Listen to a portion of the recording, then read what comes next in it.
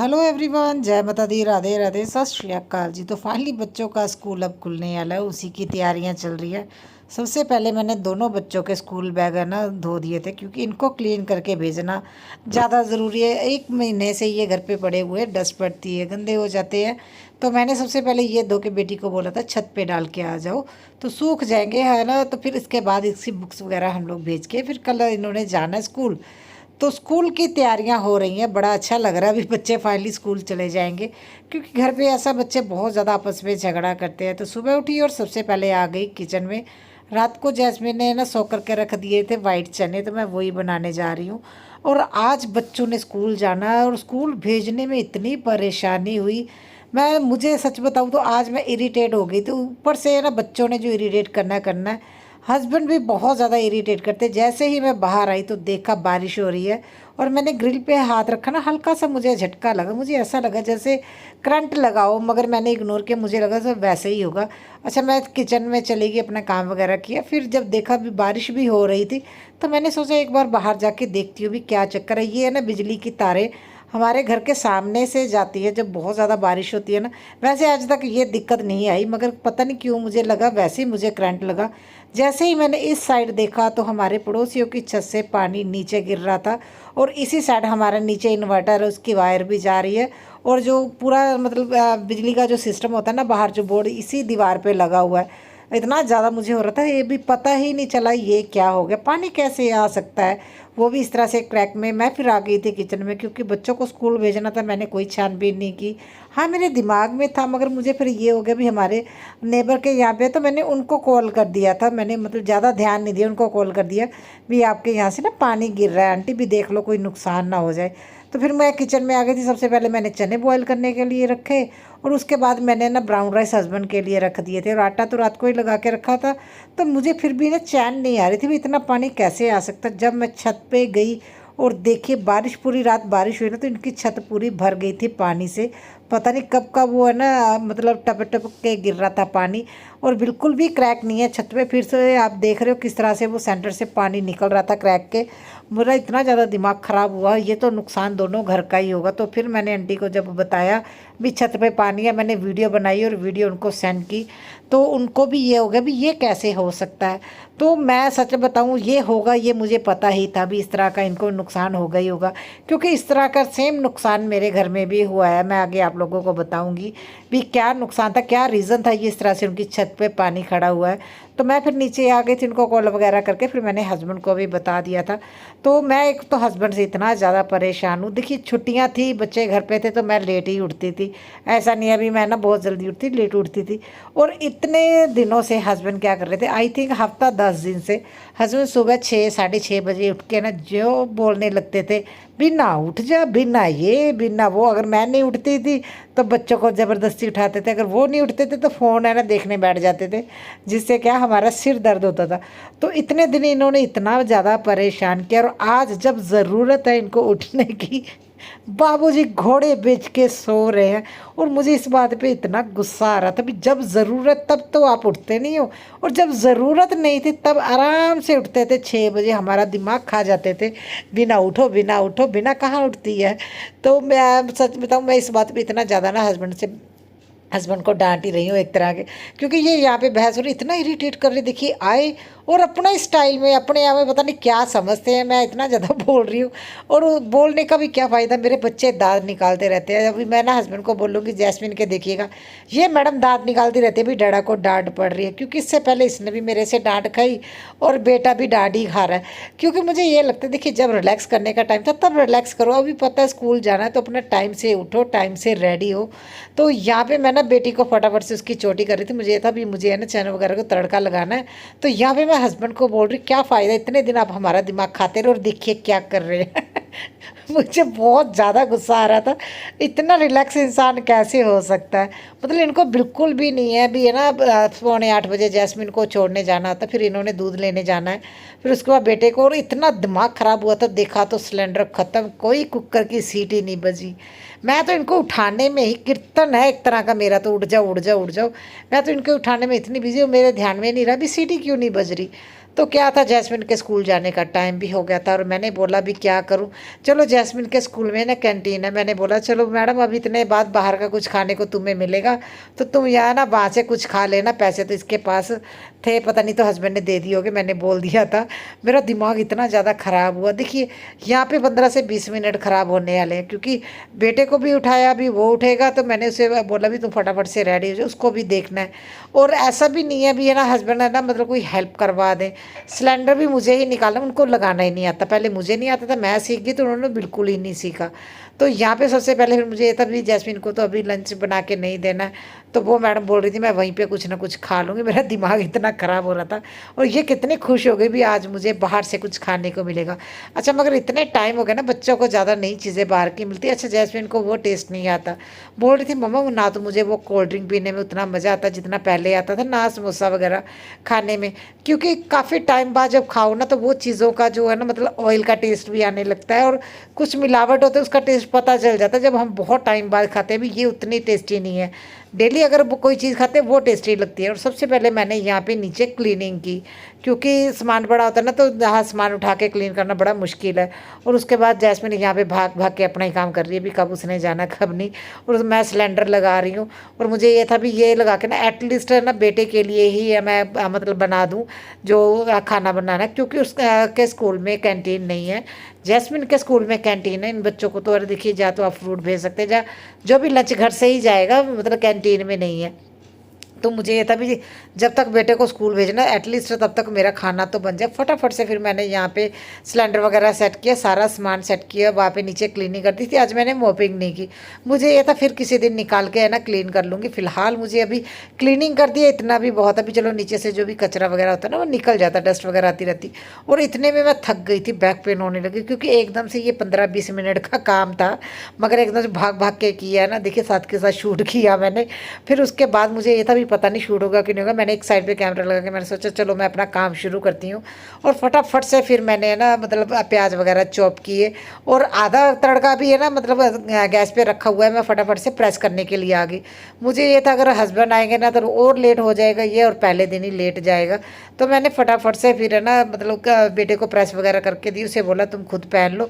अच्छा ये पहन लेता है। और यहाँ पे क्या हुआ, वैसे है ना इसने मतलब शावर लेके आ गया, इसने हेयर वॉश नहीं किया। हस्बैंड ने आते ही इसे डांटा और 1 महीना जब से छुट्टियां हुई हैं इसने है ना बाल भी नहीं कटवाए। लड़कियों जैसे इतने बड़े बड़े बाल हो गए, इसे बाल कटवाना पसंद नहीं है। तो हस्बैंड ने आते ही दोबारा से इसे फिर से बोला चलो मैं तुम्हें नहलाता हूँ। क्या फ़ायदा हुआ मेरा इतना भाग भाग के काम करने का। यहाँ पे मैं इसका बैग पैक कर रही हूँ, इसकी कुछ बुक्स स्कूल में ही रख लेते हैं और नॉर्मली इसकी नोटबुक ही इसके पास रहेंगी, तो इसलिए आज सारी बुक्स लेके जाएगा। और जो मैडम काम देते हैं ना वो स्कूल वाले फिर वही जो जैसे आज हिंदी का काम मिला है या ईवीएस का काम मिला वो ही बुक्स उसको देंगे अगर बुक्स का काम होगा, अदरवाइज स्कूल में रहेंगी। मतलब क्योंकि देखिए बैग इतने भारी होते हैं, स्कूल वालों को इतना तो करना भी चाहिए। और इनके स्कूल वाले करते हैं मतलब बच्चों की बुक्स रख लेते हैं स्कूल में। तो फटाफट से फिर मैं आ गई थी, तो जब तक हस्बैंड है उसको दोबारा से शावर के लिए ले गए। और वो इतना ज़्यादा इरिटेट हो गया था, बोल रहा था मैं कितनी बाहर नहाऊँ, कल भी मैं 5 बार नहाया था। अरे ये नहाने और ब्रश करने से बड़ा चलता है, डांट डांट कर हम लोग इसे नहलाते हैं। और मेरा तड़का लग गया तो इसी साइड पे मैंने है ना धीमी आंच पे रखा हुआ है। और फटाफट से अभी मैं बना दूंगी रोटी, क्योंकि उसके लिए एक आज तो मैं पराठी भी नहीं बना के दे रही। वैसे पता बेटा पराठी लेके जाता है नमक वाली, मगर मैं आज वो नहीं बनाऊंगी। फटाफट से एक बड़ा सारे मैंने नॉर्मल रोटी बना दी, क्योंकि पराठी बनाने में टाइम लगता है। मुझे ये था कहीं लेट ना हो जाए। पहला दिन है इरिटेट मैं पहले ही हुई हूँ, ऊपर से हस्बैंड वो अलग से नौटंकी करते हैं। बच्चे अगर मैं हस्बैंड को कुछ बोलती हूँ या हस्बैंड मुझे कुछ बोलते हैं तो बच्चों के दांत ही निकलते रहते हैं। तो फटाफट से फिर मैंने टिफ़िन वगैरह पैक किया और फाइनली ये जा रहा है अभी स्कूल। और यहाँ पे देखिए इसने दोबारा से हेयर वॉश किया ना, अभी उसके बाल गीले हैं, मगर बाल इतने बड़े थे तो हस्बैंड ने क्या किया स्प्रे लगा दिया। अरे बाप रे, मैं इतना बोल रही थी ना, बीवी छोटा है, बोल रहे थे नहीं बाल अच्छे नहीं लग रहे, अच्छे नहीं लग रहे, इसलिए तो मैं बोल रही थी कटिंग करवा दो। पता नहीं कौन सा इन्होंने एक नाई रखा हुआ है, उसी के पास जाना है बाप बेटे ने, उसके अलावा किसी से कटिंग नहीं करवाते दोनों जाने। तो वो इस टाइम है ना उनकी हाथ तबीयत ठीक नहीं, उनके कोई चोट लगी थी जिस वजह से वो कम आते हैं। तो इसने 1 महीना कटिंग ही नहीं कराई। ये इतना नौटंकी बाज है मेरा बेटा। फटाफट से फिर मैंने है ना यहाँ पे किचन में आई, हस्बैंड के लिए शेक बना रही हूँ क्योंकि आते ही उन्होंने रेडी होना है और ऑफिस जाना है। तो शेक वगैरह बना के रखा, उनका टिफ़िन रेडी किया और साथ के साथ मैं अपना ब्रेकफास्ट भी मैं ना मतलब बना लूँगी अपने लिए भी, और हस्बैंड ने भी खा के जाना, वो भी बना लेंगे। और जैसे मैंने उनको सुबह बताया अपने नेबर को, तो उन्होंने जब है ना मतलब प्लम्बर बुलाना पड़ा उनको, क्योंकि ये जो पाइप है ना ये अंडरग्राउंड पाइप की हुई थी, तो इसमें है ना सीमेंट जम गया और हमारी गाड़ी पे पूरा वॉश हो गई। नीचे से इतना ज़्यादा प्रेशर में छत से पानी आ रहा है, तो ये इनका पूरा पानी है ना देखिए हमारे घर के अंदर भी जाता है, क्योंकि हमारा घर है ना सड़क से थोड़ा ना नीचे हो गया है, मतलब ज़्यादा सड़क हाई पे हो गई, जिस वजह से क्या है गली का पानी आ जाता है। हमने वो नीचे देखे, आप लोग देख रहे, दीवार भी साइड से कराई हुई है मैंने, और हमारी जो देड़ी है ना वो भी थोड़ी सी ऊपर की तरफ करवाई हुई है। मगर जब ज़्यादा फ्लो में पानी आता है, जैसे हमारे दोनों घरों के छत पे पानी था, दूसरी साइड भी राइट और लेफ्ट, तो दोनों घर का पानी एक साथ जब आया ना तो पूरा अंदर पानी पानी हो गया। मेरा दिमाग इतना ख़राब हुआ, मैंने शूट नहीं किया, नीचे पूरी क्लीनिंग करके आई। शूट मैंने इसीलिए नहीं किया क्योंकि पता क्या चीज़ है, हमारे नीचे बहुत ज़्यादा दिक्कत है पानी की। अगर मैं नीचे के पोर्शन दिखाती हूँ ना तो कई लोगों को बड़ी तकलीफ होती है, भी हाँ ये ऐसे दिखाती है, मगर मुझे लगता है हमारा घर है, हमारा पोर्शन है, हमें ना हक जताना बड़ा आता है भी ये हमारे हिस्से का है।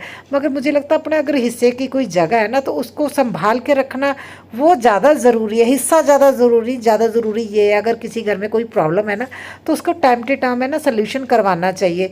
मतलब अगर जैसे हम 2 भाई हैं, मैं नॉर्मली बात कर रही हूँ आप लोगों से, जैसे 2 भाई हैं, इन दोनों को मिलके नीचे काम करवाना चाहिए, ना कि वो एक जाने के ऊपर छोड़ दो भी हाँ वो ही करवाए। अगर हम लोग जगह यूज़ भी नहीं कर रहे, हमारे किसी काम की भी नहीं है, समझ में नहीं आ रहा नीचे क्या करें। और मैंने अभी हस्बैंड को ये बोला है भी हमें ना जो बरामदा है वो हमें थोड़ा जो ना ऊंचा करवाना पड़ेगा, क्योंकि अंदर पानी आ जाता है और किसी टाइम ज़्यादा पानी आ गया तो फिर सीधा कमरों में पानी जाएगा, उसका भी क्या फ़ायदा।